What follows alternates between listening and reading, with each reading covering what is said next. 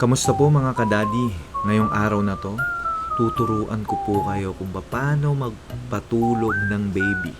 May 4 na mabisang paraan lang po dyan. Kaya kung nahihirapan po kayo mga kadadi, sundan nyo lang po tong ginawa kong video. Nang sa ganon, matuto po kayo.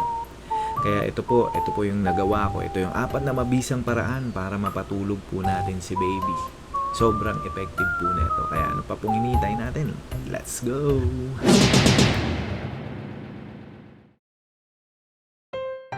At eto na nga po ang unang paraan. Bigyan po natin ng laruan si baby at makipaglaro po tayo sa kanya. Ayan nga po, nakikita nyo naman. Kasi ang paraan na to, kailangan po nating pagurin si baby nang sa ganun makaramdam na yan ng antok. Mamaya aantokin na po yan. Kaya pagmasdan nyo pong mabuti.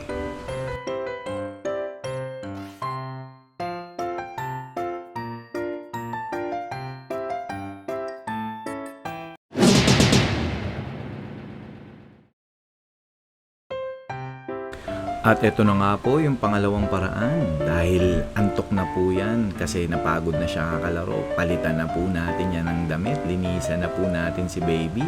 Palitan natin ng damit at diaper. Kaya pagmasdan nyo pong mabuti mga kadadi.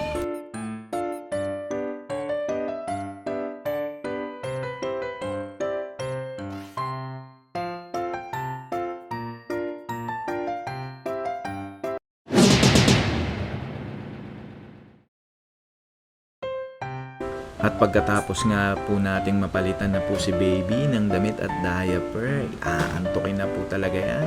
Timplahan naman po natin ng gatas niya. Ito pinakamabisang paraan din po to. Sa ganong makatulog na po siya. Let's go!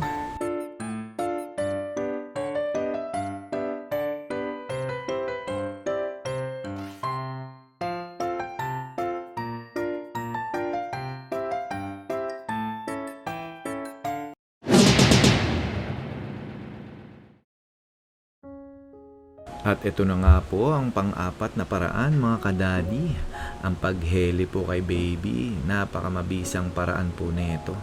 Kaya sa paraan na to, kailangan tahimik na po ang lahat. Nang sa ganun tuloy-tuloy na po makatulog na po si baby.